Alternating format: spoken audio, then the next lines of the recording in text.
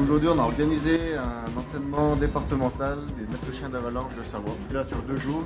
Donc, l'avant-veille, on a préparé le terrain.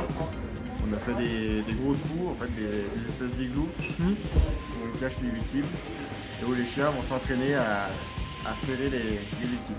On a eu des équipes différentes hier et aujourd'hui et qu'on a essayé de mettre dans les conditions optimales d'une avalanche réelle pour mettre les équipes chiens et maîtres dans les meilleures dispositions pour intervenir par la suite sur des avalanches réelles. Au préalable, il y a eu des trous qui ont été faits dans la neige et ensuite on met des personnes à l'intérieur qu'on rebouche de neige.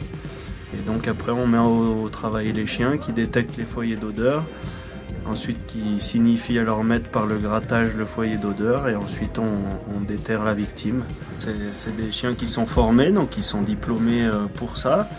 Ils interviennent dans leur station sur les domaines skiables et c'est bien de les remettre de temps en temps dans les clous et puis de voir les petits défauts qu'il y a à corriger et puis d'optimiser les qualités de l'équipe. Voilà, c'est pour ça qu'on s'entraîne.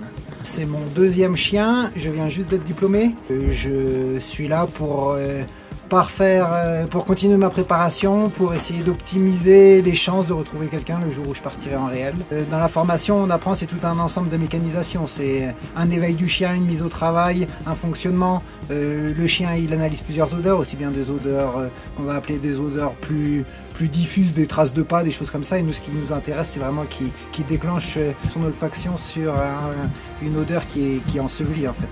Et donc arriver à lire le chien à ce moment-là, qu'il interprète et que nous on interprète bien sa gestuelle et l'accompagner dans la découverte. On est un binôme, c'est d'ailleurs la particularité de ce diplôme, c'est on est maître chien avec ce chien-là. Le jour où le chien n'est plus en action, on n'est plus considéré comme maître chien.